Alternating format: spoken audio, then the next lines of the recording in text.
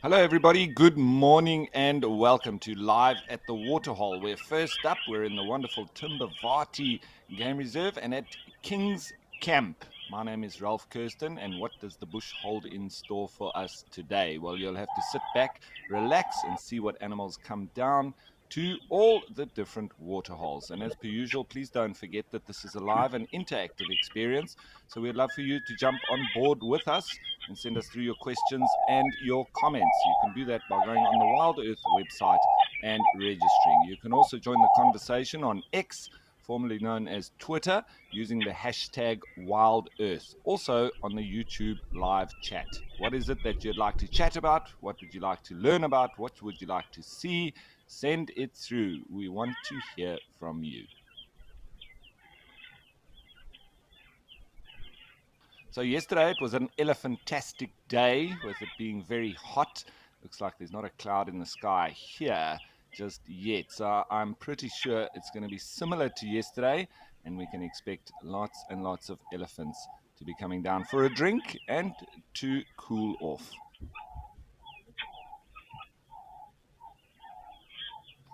And speaking of which, I think it's time to go and have a look at what the weather's going to be like across all the different locations.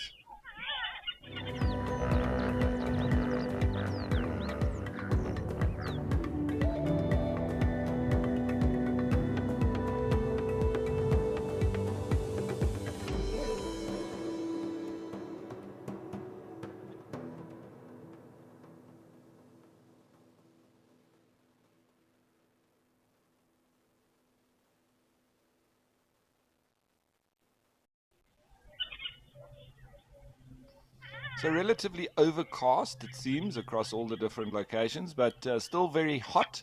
And well, there's no clouds here yet at King's Camp.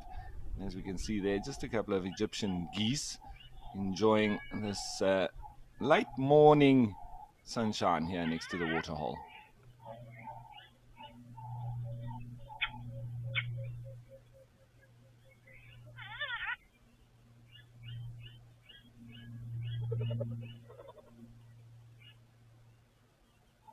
So this particular spot is also in the Greater Kruger National Park. It's in the Timbavati, sandwiched in by the Manyaleti and the Kruger National Park itself, and all open borders, so the animals can crisscross and move as they please.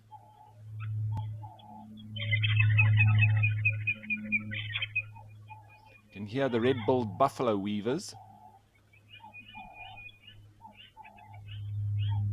Morning to you too, Mpo. Lovely to have you on board, and thanks for your comment.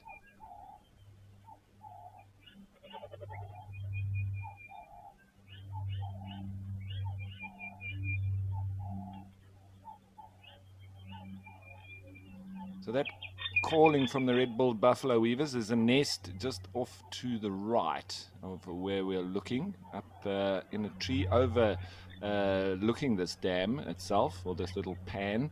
So we often hear them calling here.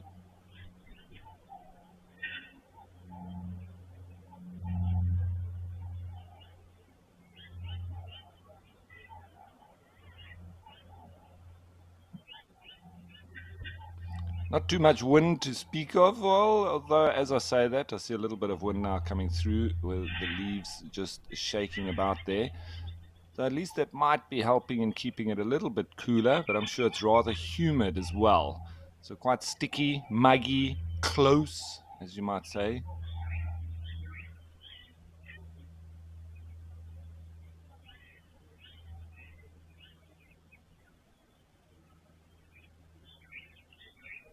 And for all of these different waterholes, the hotter the better, really, because that's going to make the animals want to come down and cool off, have a drink, etc. So when it's raining or it's not so hot, we won't see as many animals. So for us in this remote location and looking at these different remote cameras, it's better the hotter it is.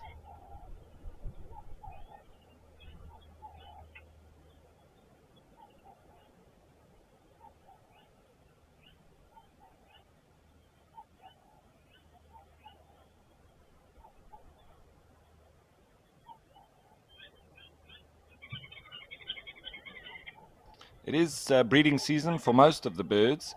We've got a lot of the migratory birds that have already returned, from the cuckoos to the bee-eaters and the likes, and woodpeckers, all sorts. Everybody now nesting up, pairing up, all in breeding plumage. And you see that pair of Egyptian geese most likely nesting now at this stage, so they can also be quite aggressive, especially if they see any other Egyptian geese.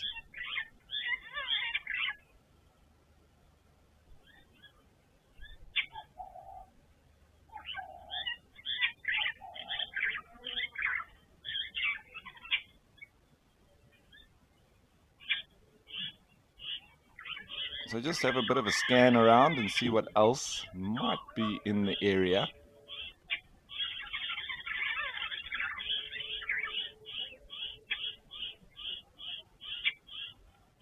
Very often see herds of impala in these parts.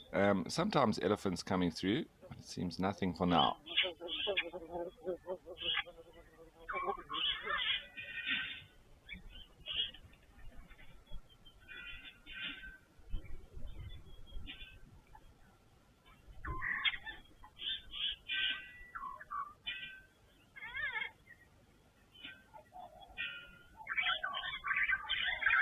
Just have a close look in this little thicket here, because we often see animals in there and birds that use that as a point to come down and drink.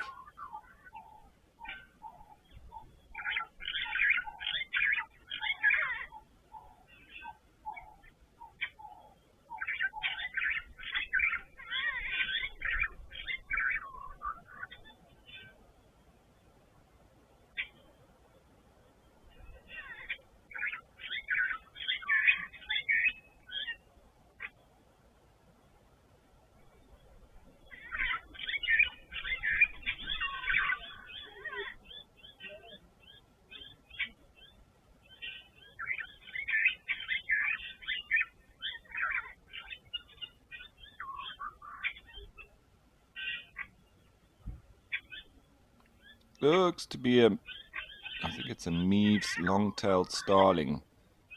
Here's just coming through for a drink. We'll see if we can get it. Oh no, it's actually a Cape Glossy starling.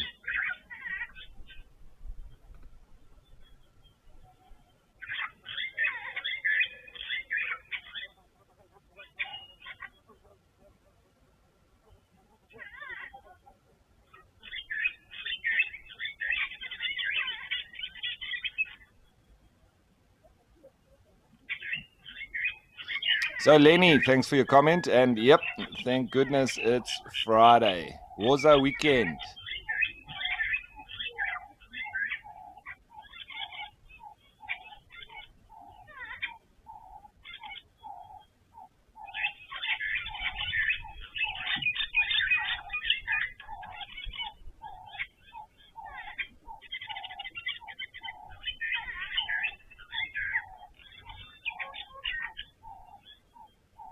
You can see that lovely sheen gloss on this Cape Glossy starling. It's actually a bit of a, what do they call it?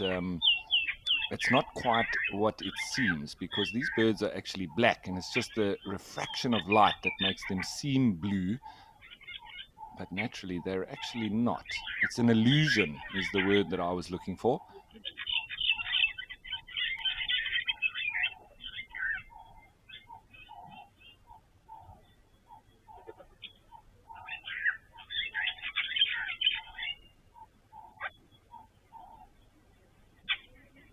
So I just flitted off, jumped off there, had his little drink.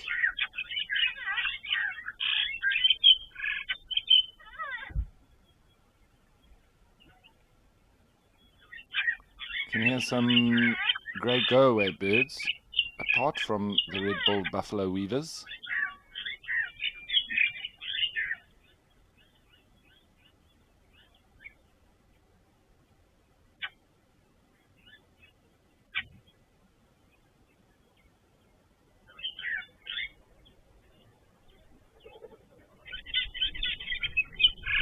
A little bit quiet for now, apart from the birds.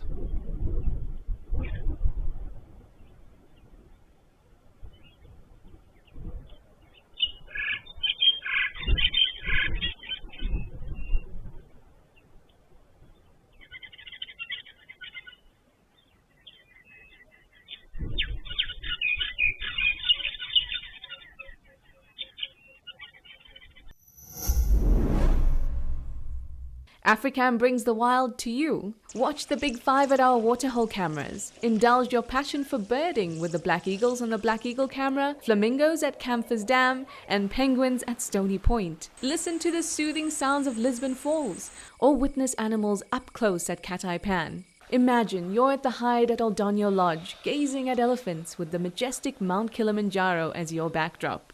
Join us at Africam for an extraordinary wildlife adventure.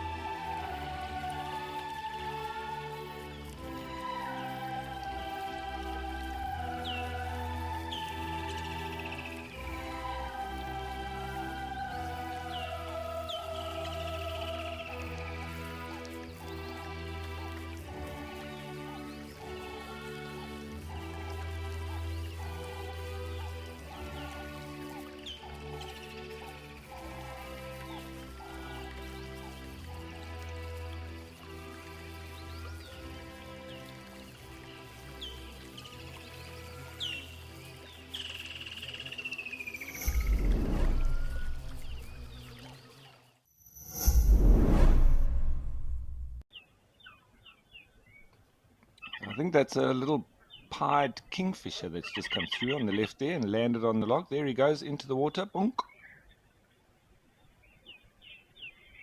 I don't know if he was diving for fish there or just to have a little bath, which they also do.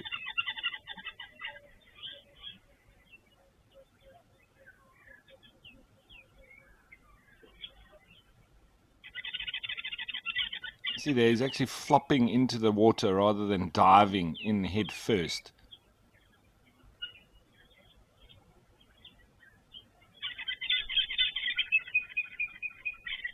It's rather a shallow little pond, this. So you see there, he's continuing on, maybe cooling off as well as helping for feather maintenance, getting rid of excess oils.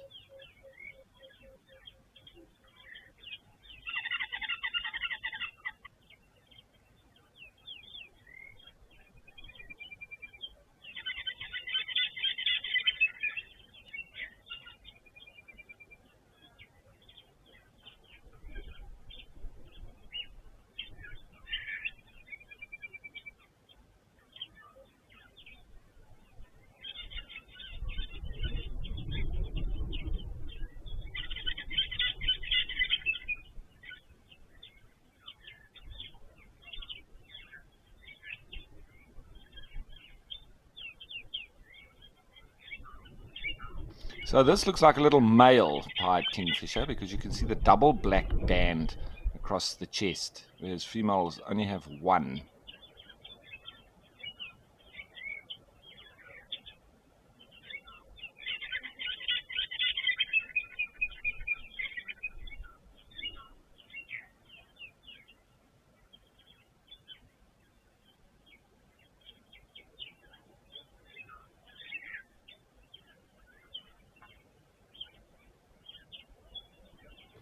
He's really enjoying his little bath this morning.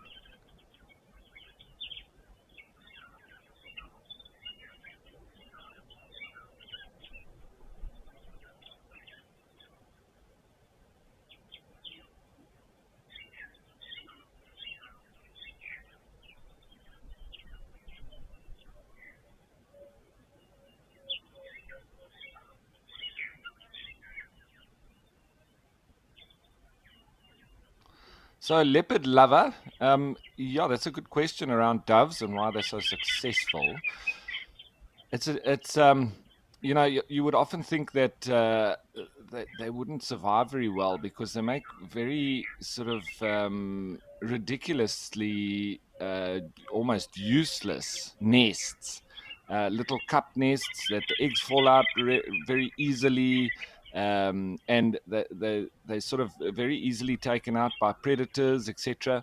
But I think it's just down to the fact that they can have a lot of clutches of eggs in a year, and they just sort of go for it and reproduce really quickly.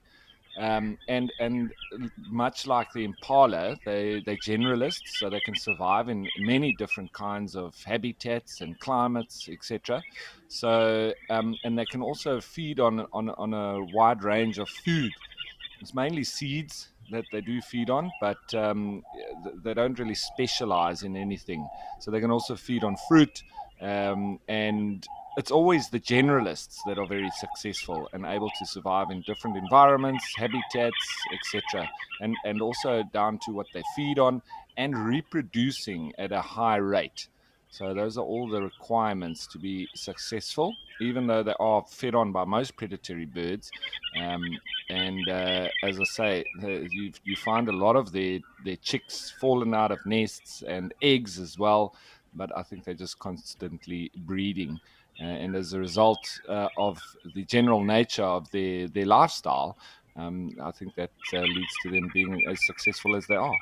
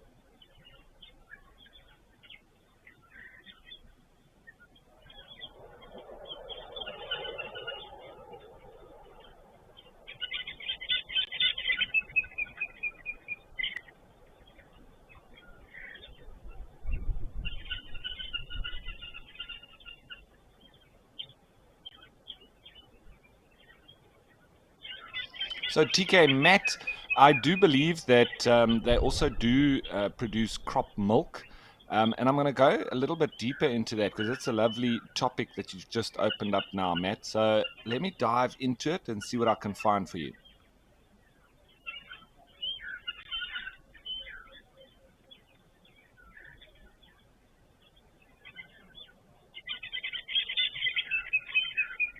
So they do say that it's a secretion from the lining of the crop of parent doves, and they regurgitate this to the young birds. So it's often referred to as pigeon milk, but I'm going to go a little bit further into the specifics and science of it.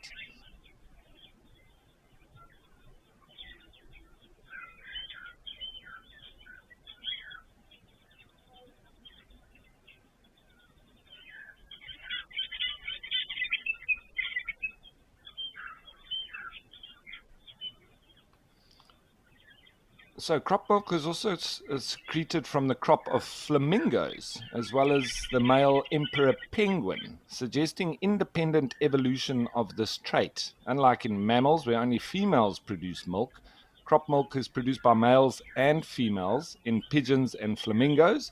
In penguins, only by the male.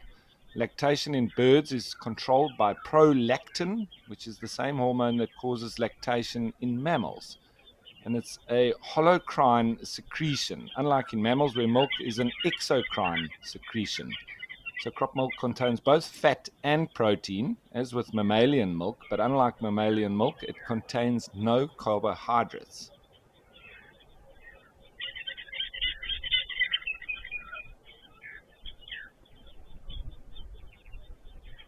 And that's interesting that pigeon milk, and that would be similar with dove milk, is a semi solid substance, somewhat like pale yellow cottage cheese. and extremely high in protein and fat, containing higher levels than cow or human milk.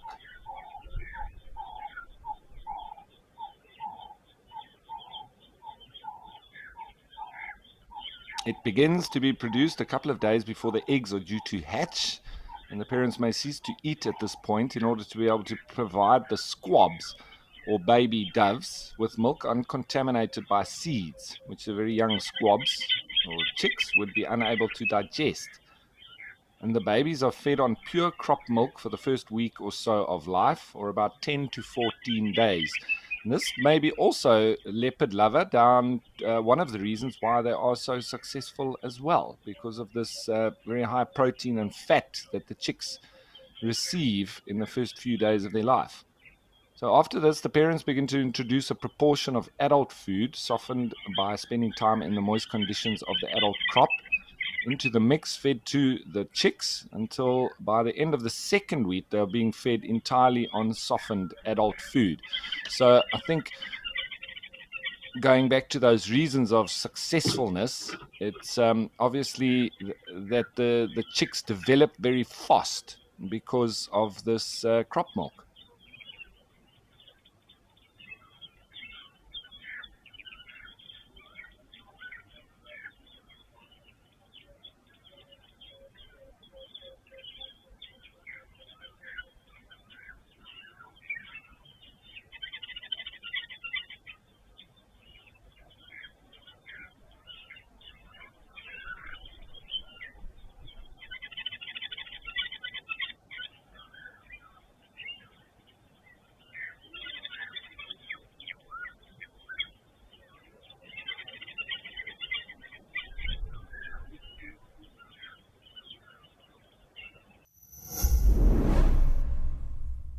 Cheetahs are one of nature's prolific gems. Jump on safari as we celebrate International Cheetah Day. Alongside an interview with the woman who established International Cheetah Day, Dr. Laurie Marker, we will search for cheetahs live across Africa and share some of our best cheetah sightings from over the years. Join us for our cheetah chase. WildEarth, keeping up with the fastest land mammal on Earth.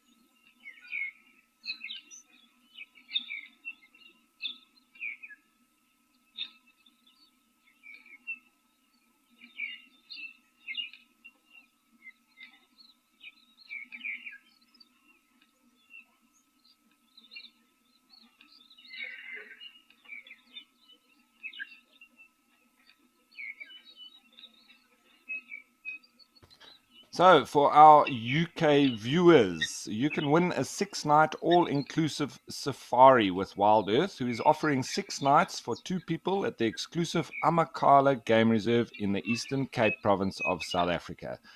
International flights from the UK to Johannesburg and internal transfers will be included, plus all food, beverages, and safari activities. Go to www.wildearth.tv/Sunday Express before November the 19th. Fill out your details and answer the question. And you could win yourselves an absolutely amazing safari out in South Africa. So get going.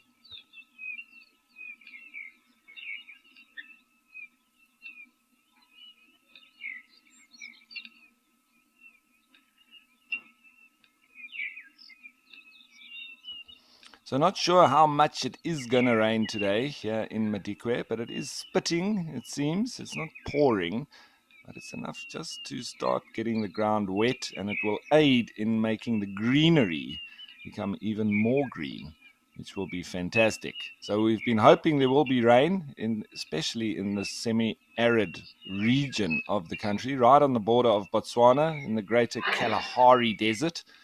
So this is good news for the plants and the animals.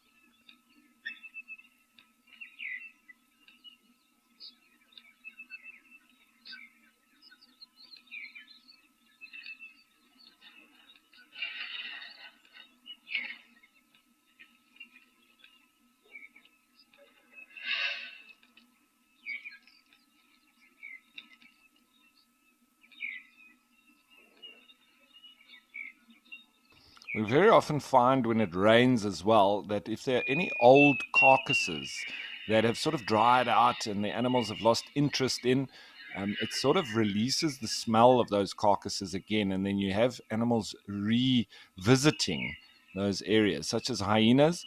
And we've often seen where there are elephant carcasses, big animals like that, giraffe, or even buffalo, where there's still a little bit of meat left on the bone, but it's dried up in the sun. Then when it rains, it sort of softens it up and it releases a lot more of the smell.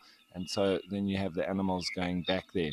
So that's a good idea when you're out in the bush. If you've seen any carcasses, if it's been raining, then go and check those carcasses out again. You might find predators there.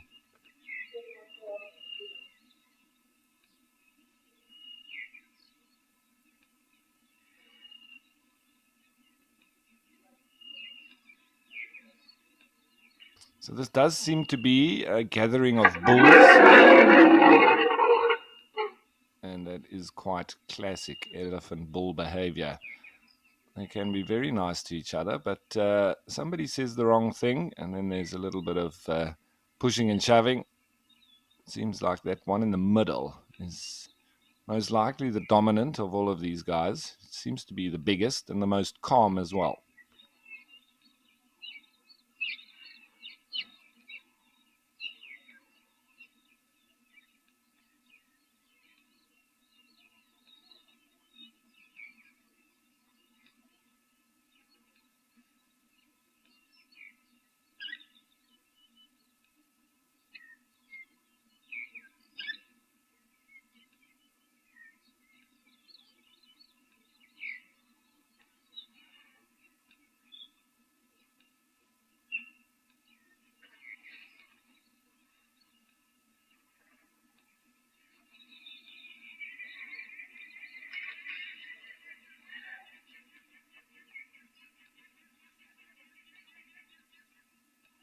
There seems to be one specific spot there that they're all interested in.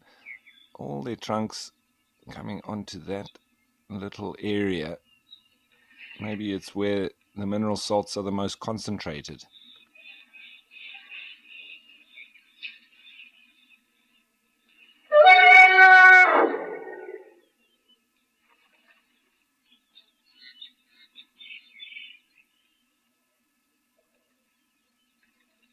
Lovely vocalizing as well. Always nice to hear elephants with their different calls, the rumblings that they normally have, but then also quite high pitch squeals like that was, almost trumpeting. And they're all centered right next to the Jamala Lodge there. So it'll be a lovely view for the guests. After they've had their breakfast, they can come and watch these ellies.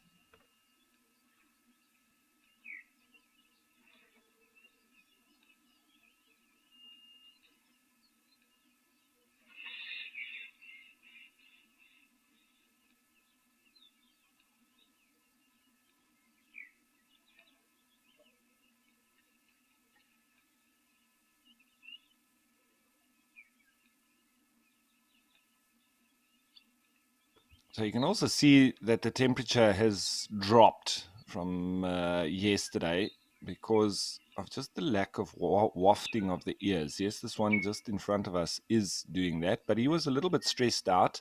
So that might have raised his core body temperature because he was getting pushed about by that other bull. So might have made him a bit anxious, and with that does make your temperature rise. So maybe that's why he's just cooling himself off more so than the rest of them, who aren't flapping their ears at all. We call those ear flaps elephant's radiator. They really use it.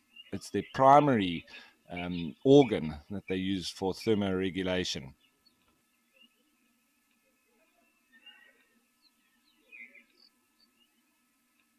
This is a nice big old bull here in the middle.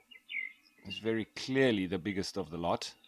He's got the thickest tusks, not necessarily the longest, but maybe with them having a little bit of a lack of minerals in their diet, as is indicated by them going and seeking out these mineral salts, their tusks might be quite brittle. And I've seen this a lot in Botswana, in the Okavango Delta, where we would actually find pieces of ivory lying all over the place, just shards of it, and for exactly the same reason, that they lack in a lot of minerals and calcium, etc. And so their tusks do break off quite easily.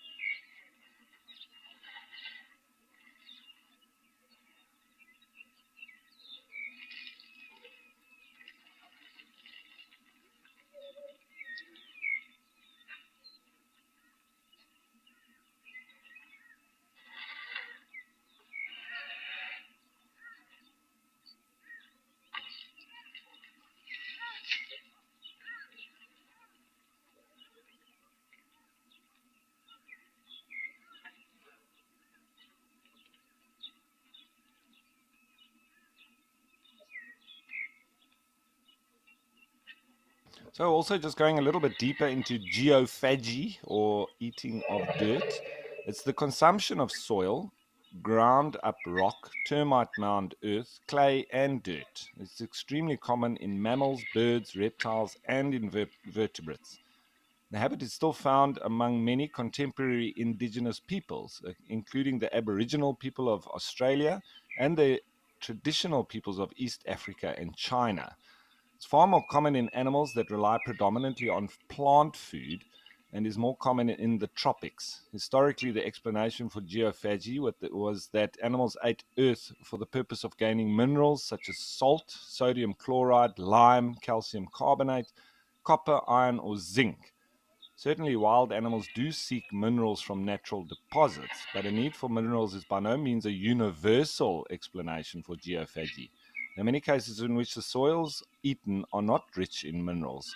They sometimes even have lower levels of minerals than the surrounding topsoil. Recent geophagy research indicates that the small particle clay profile of soil is often the prime reason for geophagy. In the body, clays can bind mycotoxins, fungal toxins, and endotoxins, or internal toxins, man-made toxic chemicals and bacteria, and they can protect the gut lining from corrosion, acting as an antacid and curbing diarrhea. In short, clay is an extremely useful medicine. The benefits of clay to animal health have been known for some time. Addition of bentonite clay improves food intake, feed conversion efficiency, and absorption patterns in domestic cattle by 10 to 20%. Clay-fed cattle also experience less diarrhea and fewer gastrointestinal ailments. In addition, vets find clay an effective antacid as well. Free-ranging cattle help themselves to clay by digging out and licking at topsoils. Very interesting subject, this.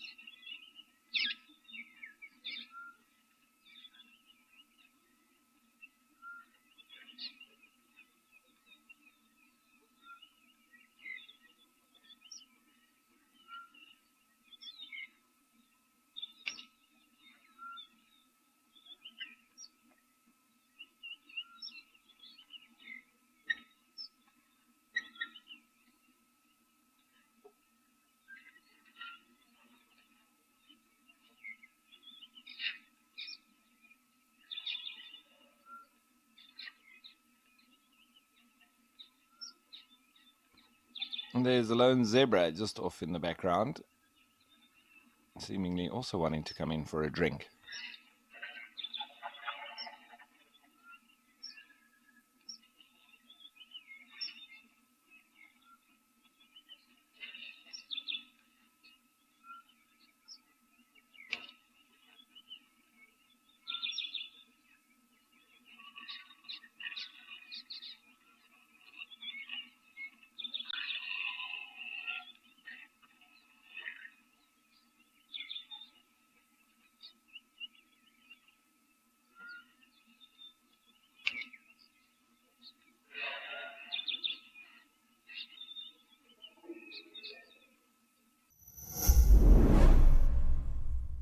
It's a festive Wilderland. Come along as we go in search for various festive wild animals for the 12 days of Christmas. From honking geese and roaring lions to hooting owls and leaping leopards. Tune in on your nearest device and join the festive fun. Watch the live show from the 14th to the 25th of December. Don't miss out. Embrace the festive season with WildEarth.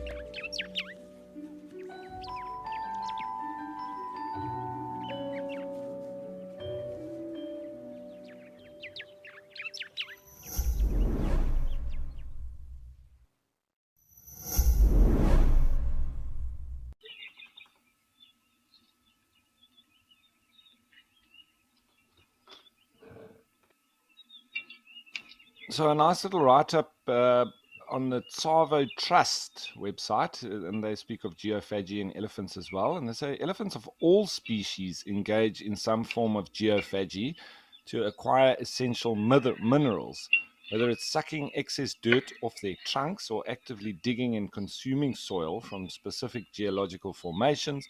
These large mammals rely on the minerals from the soil as much as they depend on vegetation. A study conducted on forest elephants in the Dzanga National Park of the Central African Republic uncovered that the elephants' ongoing geophagy has resulted in the creation of large treeless areas referred to as licks. These licks are exclusively found in regions with dolerite intrusions, which are igneous rocks formed from cooling magma. Chemical analysis of these areas revealed significantly higher quantities of vital minerals, including sodium, potassium, calcium, magnesium, phosphorus, manganese, and clay, in comparison to other soils. The knowledge of these locations is passed down through the generations, and each lick is visited by several elephant herds.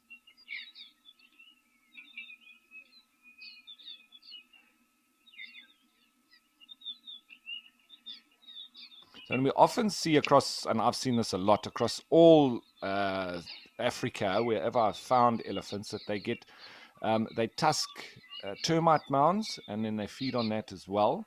And in the Ugala Game Reserve in Tanzania, African savanna elephants have adopted a different approach to acquire essential mineral supplements. They consume soil from specific termite mounds. These mounds were found to be richer in mineral elements compared to other soil samples. The reason behind this is that as the termite colonies excavate their tunnels, they bring mineral-rich soil to the surface, providing valuable mineral supplementation to elephants and other animals. The intricate relationship between one of the world's largest creatures and some of the smallest, such as termites, highlights the significance of interspecies interactions. It shows that conservation efforts can constantly be enhanced by a better understanding of how the animals live. In this case, protecting termites in particular areas by stopping the construction of airstrips can be vital to the conservation of elephant populations.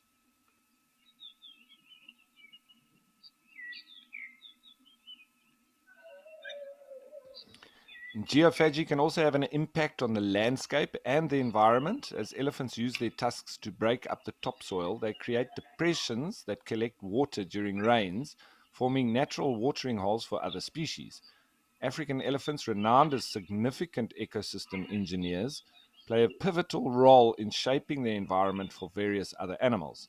And the importance of soil for elephants extends beyond geophagy. They also apply it to their skin to protect themselves from sunlight and insects. This behavior gives rise to the well-known red elephants of Tsavo and white elephants of Etosha. But in Tsavo, it's after the high iron oxide concentrations in that soil. Here, there's obviously quite a high iron presence in this soil that these elephants have been using to dust bathe with, giving them that red color.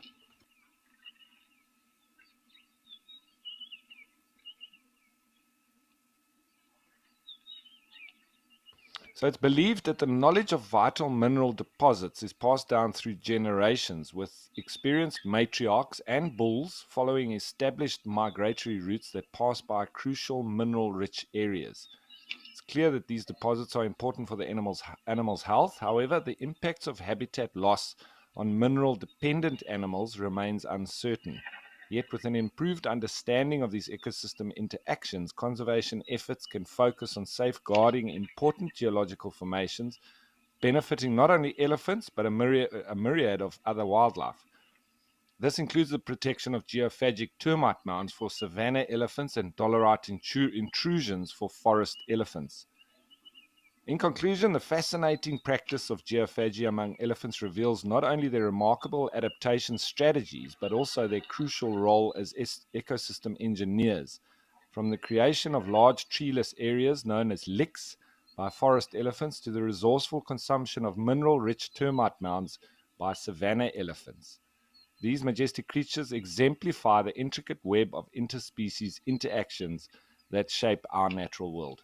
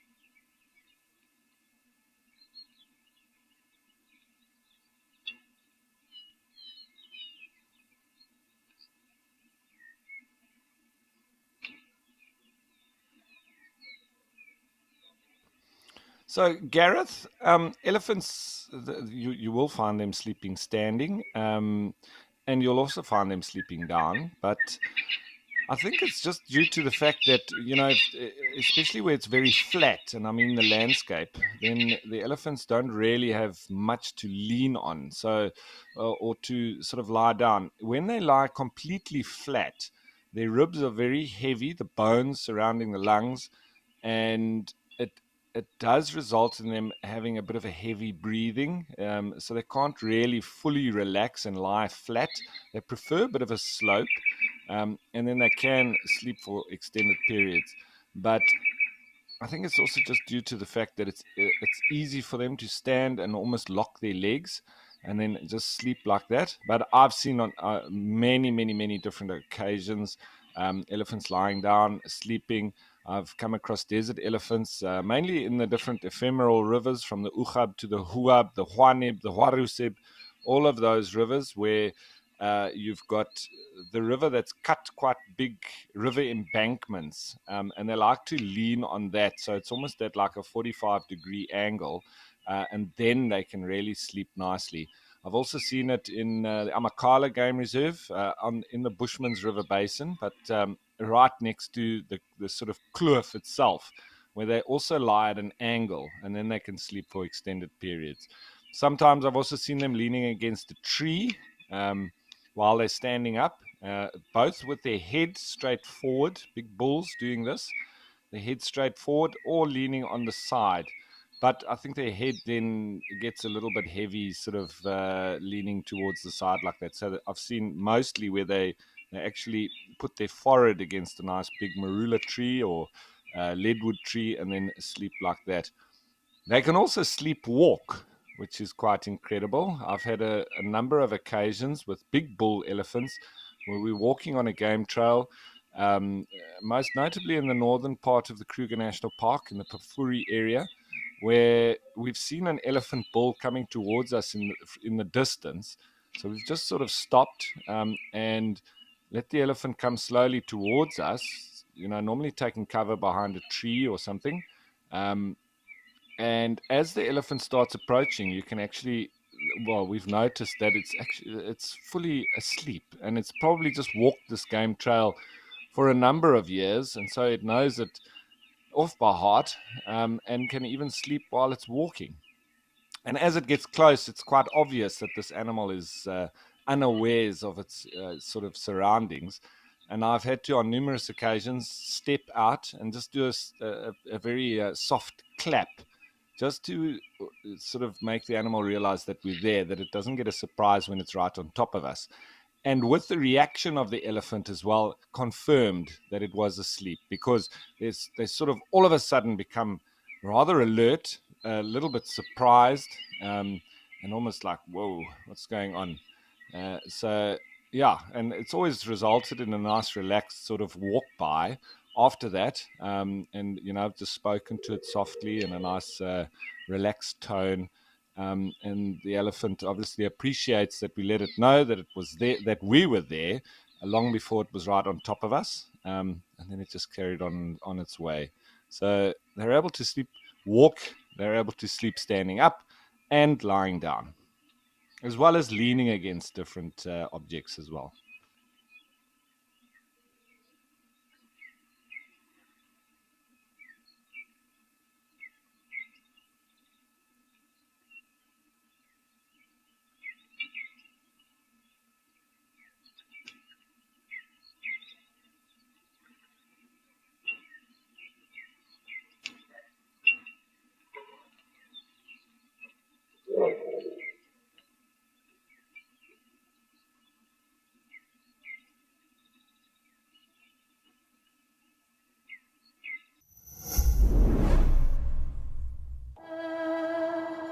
Welcome to Destination Safaris, WildEarth's travel show. Beautiful Hills Neck Safari Camp is an intimate family-run lodge nestled here on the banks of the Bushman's River. This week we'll explore this intimate camp engulfed in stunning views of Amakhala Private Game Reserve.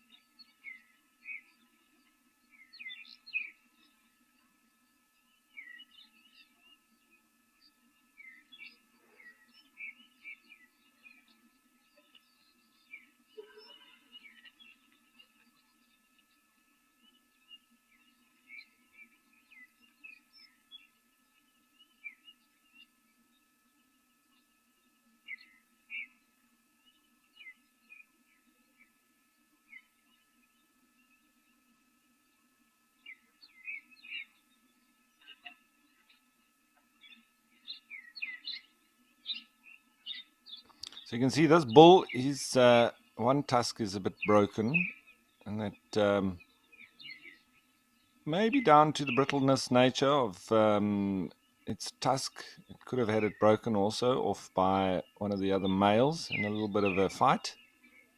Often happens too.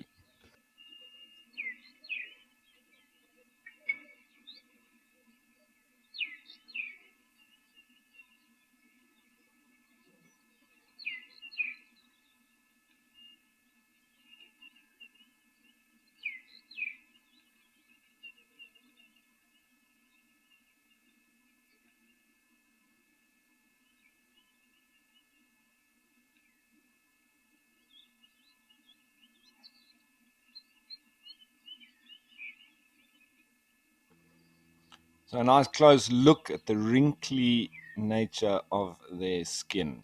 It does help to increase the surface area and help for thermoregulation.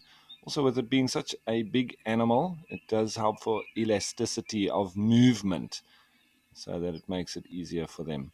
See a little bit of that white foam in the corner of the eye. This time of year, there's most likely a lot of flowering plants starting to release pollen, etc. So that's it's much like what we get sleep in the eye. It's the eye sort of protecting itself, and the liquid that collects any foreign objects in the eye, and then it collects in the corner there, and that you would say then is natural elephant sleep.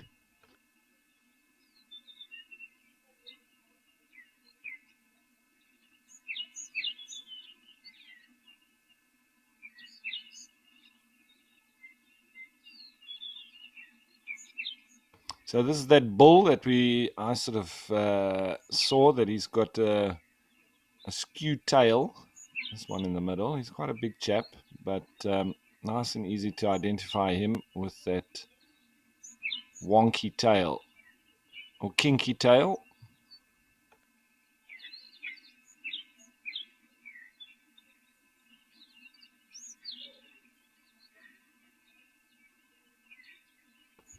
So it might even look like a lightning bolt. So maybe we'll call him Flash.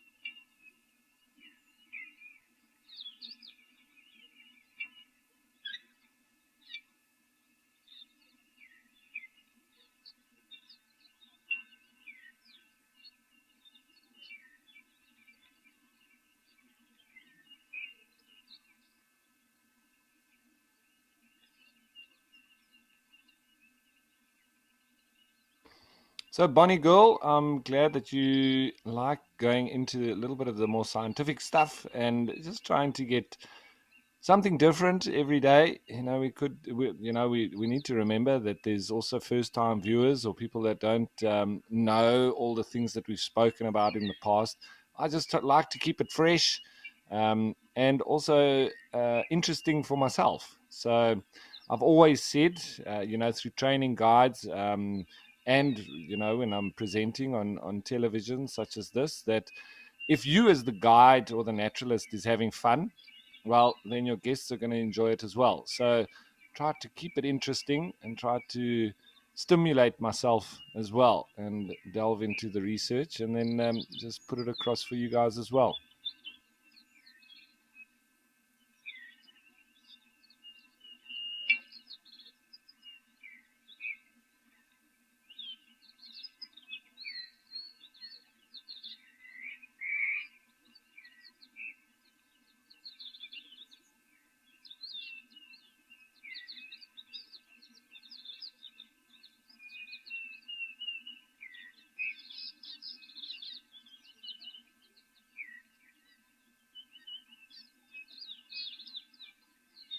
Now, when I used to travel through Namibia, and we used to go up from Swakopmund, we were heading up the Skeleton Coast, and then heading into Damaraland from there. On each and every one of my safaris, we used to do that. So I used to pass by Henty's Bay quite a lot. We used to stop off there for the toilet, that the guests could relieve themselves, and also just to pick up any snacks or whatever, because after that we were heading into pretty much the Rocky Desert. So last place for supplies. And I used to refuel, sometimes also buy some wood or whatever I might have forgotten on our restock in Swakopmund. And whenever I stopped there, from the salt roads that you have going through that part, as well as when I used to come from Damaraland and going down the other way, there was one particular guy that always used to come at the petrol station to all these safari vehicles, and he used to collect the dirt on the rims of our tires. Now, the local people did say that he did have a mental problem, so there was something about him, but he was eating this soil out of the tire rims. So I always wondered why. And I asked him, but he sort of couldn't really speak very well and so on. So, but it still always intrigued me. Um, and I found a little website. It's called Bartleby. And now, obviously, we always have to take everything that we find online with a pinch of salt, because anybody can post stuff and whatnot. So I don't always say things as complete fact. It's just that to promote different angles, and promote the debate, and throw it all out there. And they say that geophagia denotes the habit of deliberately ingesting earth, soil, or clay. Based on different viewpoints, geophagia has been regarded as a psychiatric disease, a culturally sanctioned practice, or a sequel to poverty and famine. A standard reference guide for psychiatrists, fourth edition of the Diagnostic and Statistical Manual for Mental Disorders, classifies geophagia as a form of pica, the Latin word for magpie, a bird known for its large and indiscriminate appetite. In other terms, pica is known as the persistent eating of non-nutritive substances. In order to reach a conclusion whether geophagia is abnormal or adaptive, evolutionary approaches were used to determine how common this behavior is in animals and across human societies. If many different species and cultures demonstrate the same behavior, then it is fair to conclude that geophagia must be beneficial in some way. Studies of animals and human cultures have proven that geophagia is in fact not abnormal. Hence, it must be adaptive. And investigators have observed geophagia in more than 200 animal species, including parrots, deer, elephants, bats, rabbits, baboons, gorillas, chimpanzees. But it's also been presented in humans, with records dating to at least the time of Greek physician Hippocrates. So, well, was it that, in fact, this guy, maybe he was quite poor and he didn't have access to the supplements that we maybe get through our food, and he obviously was quite poor. So I think maybe in some way he was gathering a lot of the mineral salts that had been collected on the vehicle's tires, and it was in a nice dust form, and he was just driven to that because of the potential beneficial compounds. I'm not quite sure, but the research suggests that that may be the reason.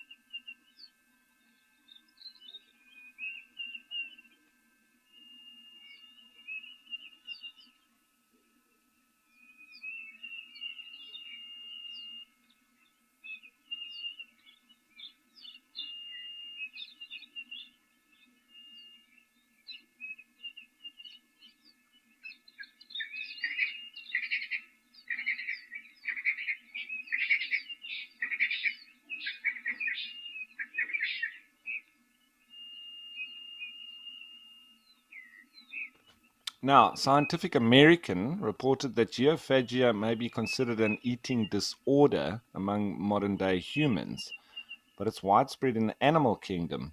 Another theory of why elephants eat dirt postulates that it's part of a detox process.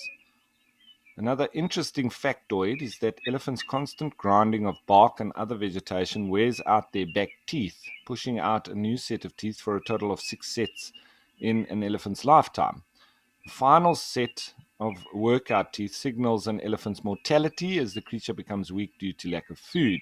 Eventually, starvation and weakness ensues. So, is it in some way linked to all of this? It's a fascinating topic, and the further you dig, sometimes the more questions you have.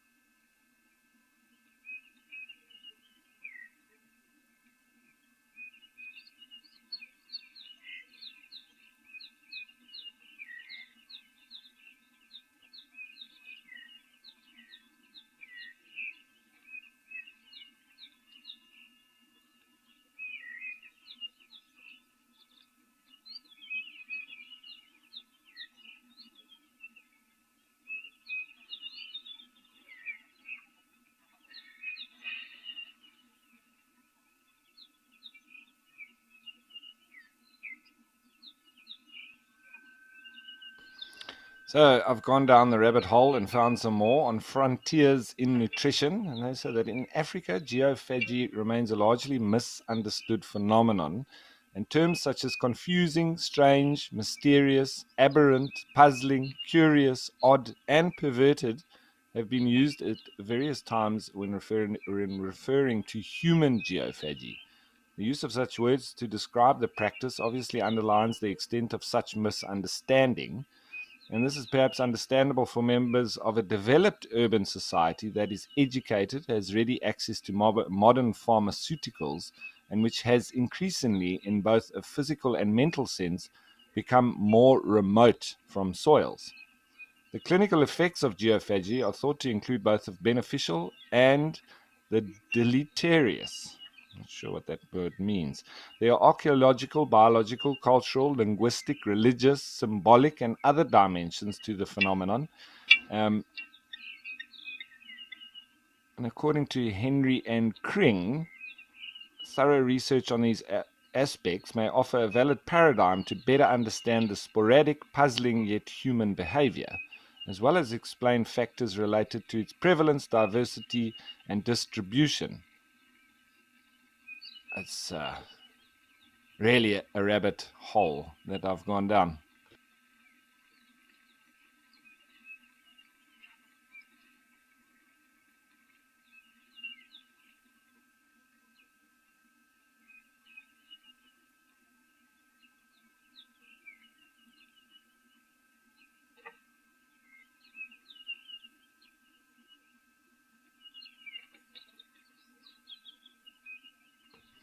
So geophagy is a practice observed worldwide, especially among tribal and traditional rural societies, although up till recently, evidence of the practice did not exist for Japan or Korea. Children and pregnant women in rural cultures across sub-Saharan Africa, Europe, and South Asia are all known to have been practicing geophagy from antiquity. Indigenous peoples of the Americas are also known to have practiced geophagy. Some Aboriginals in Australia eat white clay found mostly in the billabongs of the coastal areas of the Northern Territory for medicinal purposes. The practice can be traced back to ancient times. In the days of the philosophers Aristotle and Hippocrates, geophagia can also be traced back to the 18th century when the Sultan of Turkey was known to have been eating a special clay from the island of Lemnos, which led to the adoption by Europeans of the product as a health food.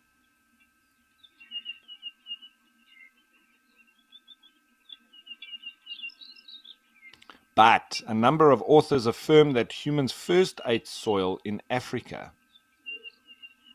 And Ruth Bernstein, for instance, report that the oldest evidence of geophagy practiced by humans comes from the prehistoric site at Colombo Falls on the border between Zambia and Tanzania. At this site, a calcium-rich white clay was found to exist alongside the bones of Homo habilis, the immediate forerunner of Homo sapiens. Around Africa, this well-established phenomenon is practiced by members of the animal kingdom, including people, especially those from the abounding tribal and traditional rural societies. In many other societies outside the continent, geophagy is generally seen as an unhealthy anomaly. Among African societies, however, geophagy is generally considered a normally prescribed behavior. I think we all need to eat a little bit more dirt.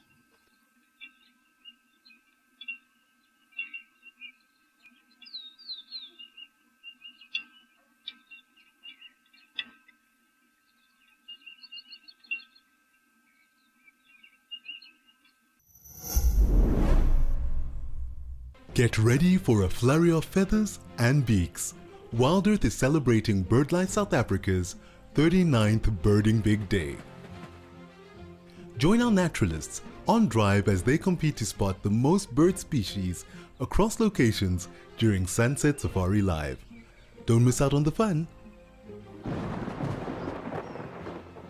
WildEarth, it's in your nature.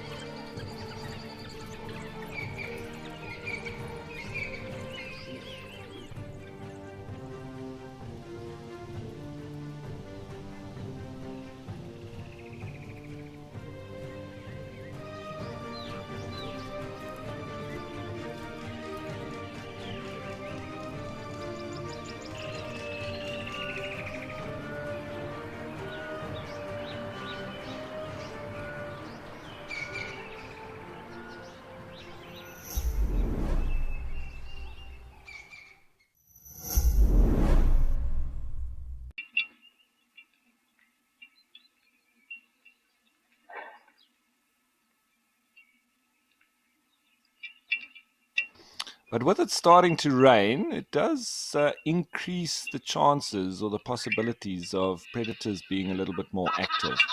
So who knows? I'm still hoping that we get a group of or pack of wild dogs coming through here. We have had some. Oh, shame. That zebra looks like it's got a problem with its leg.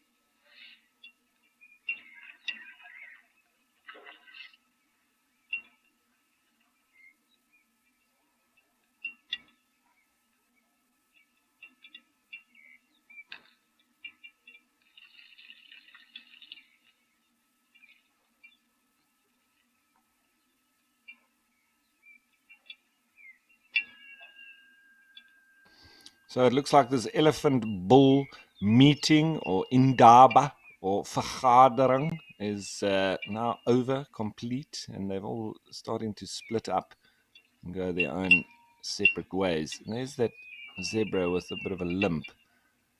It seems it can put some pressure on it, so I'm not sure if it's completely broken, but it is hampering it. Shame. If he's not careful, he's going to become lion food.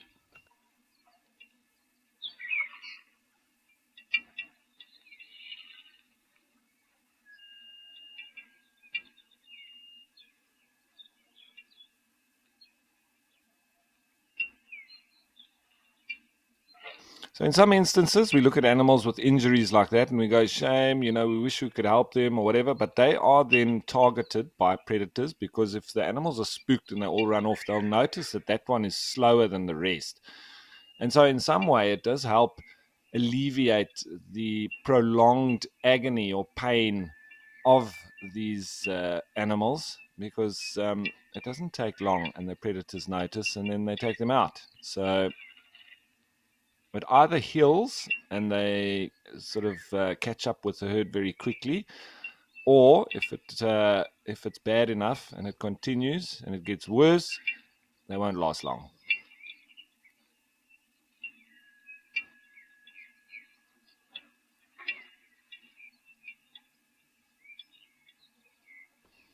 Seems like another bull elephant coming in to join the already disbanded Indaba.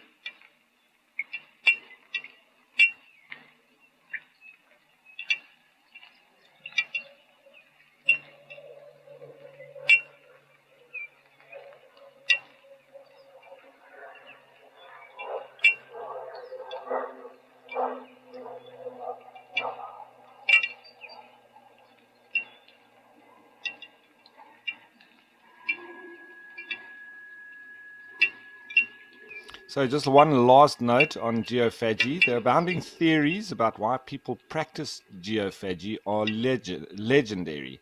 These include as a nutritional supplement, as food detoxifier, as diarrheal pharmaceutical, soothing gastrointestinal or gastroesophageal reflux disorders such as hypersalivation, heartburn, spitting, and vomiting during pregnancy, as famine food, as a natural stimulant, boosting appetite for psychological, comforting reasons, neuropsychiatric, cultural, and religious reasons, and many more. The symbolic dimension of geophagy cannot be overlooked, and how eating soils can mean more than simply fulfilling a need or a craving, and give evidence of how the mode of practice varies according to social class, sex, and age. And Knudsen observes that for the Chaggas of Tanzania, geophagy appears to be sacred to women. And according to Waywood and Kiss, South African urban women ingest soils for enhancement of their beauty. So there you go, ladies. Get your dirt in.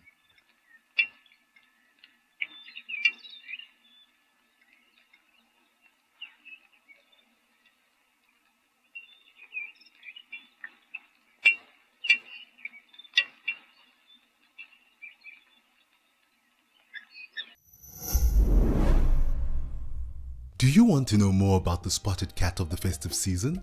Join Gabe and Cedric for a Cheetah Chase AMA this International Cheetah Day. Good afternoon, everybody. My name is Cedric Dold. Ask our expert naturalists any cheetah-related questions and learn more about the quickest predator of the safari. Yeah, it's gonna get it. Oh! Watch it live and come along for the fun. WildEarth, it's in your nature.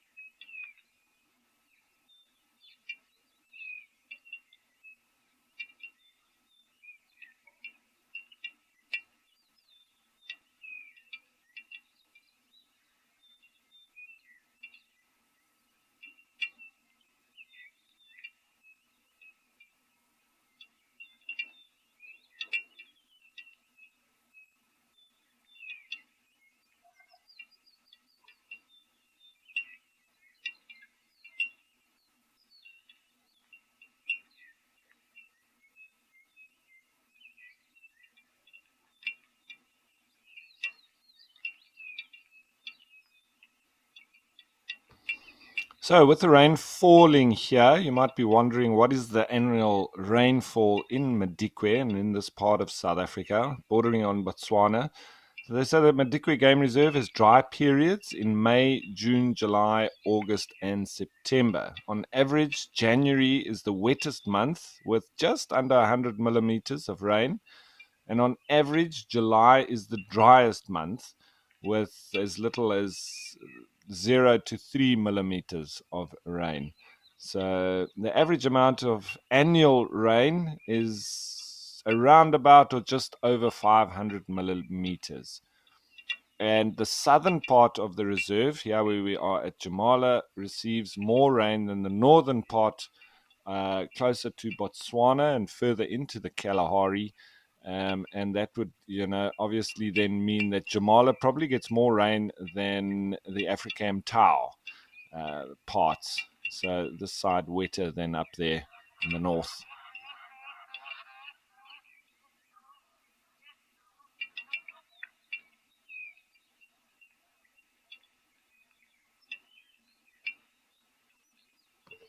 So it won't be too long, and we'll also be using the Afrikam waterholes, and that it comes in from 12 o'clock. So from then we'll be jumping around and seeing what else is going on, and I'm sure we'll have a look in at Afrikam Tau, so we'll see if it is indeed raining there as well.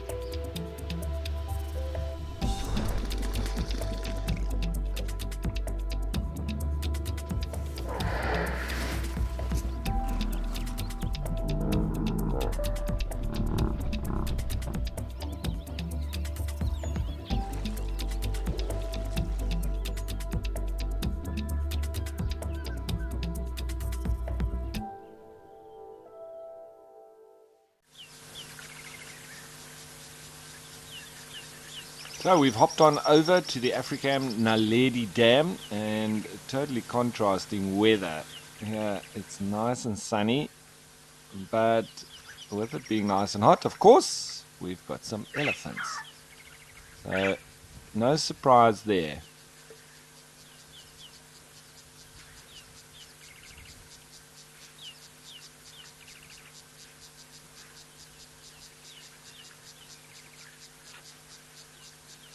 We had lots of elephants here yesterday as well, as it was also very hot.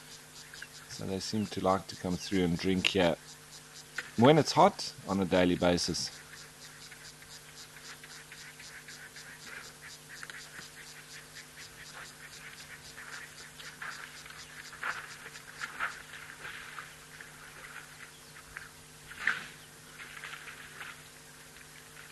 There we go. This bull now, I'm going to cool off. Try and alleviate this hot midday sun. Well, he nearly sprayed himself in the eye there.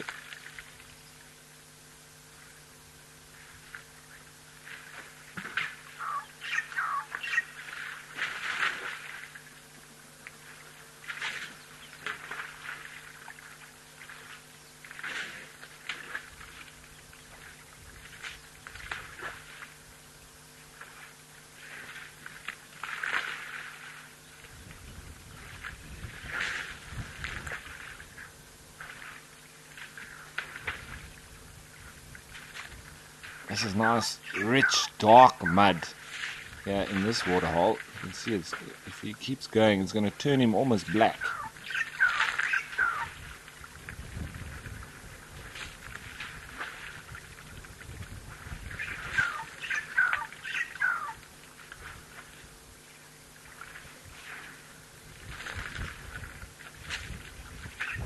So TK Matt, they do digest quite a bit of it, but it is also the sort of soil does pass through. So I'm not sure on how much. That's a good point. But I do know that, obviously there will be a dissolving of the salts from the soil, with the saliva and the enzymes and everything in there. So it's probably whatever's left continues and gets passed. But I'll try and see if I can find out a little bit more on that. Good question. And you've had the good questions this morning, TK Matt. I like it.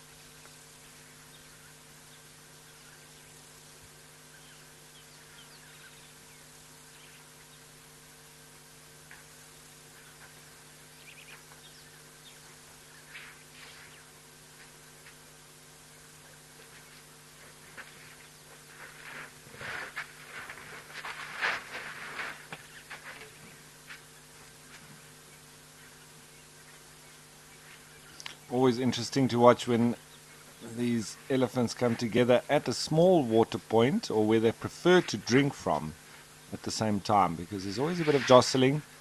It's normally the dominant ones that will then take over. But TK Matt, I haven't been able to find anything particular in or studies in my short search for how much soil is actually digested, all those mineral salts. But if we just take it as a whole, elephants only digest about 42 to 45% of what they actually feed on. So I'm assuming that it would be similar in that sense, except for the easily soluble minerals within the dirt that they've eaten. So if anything can dissolve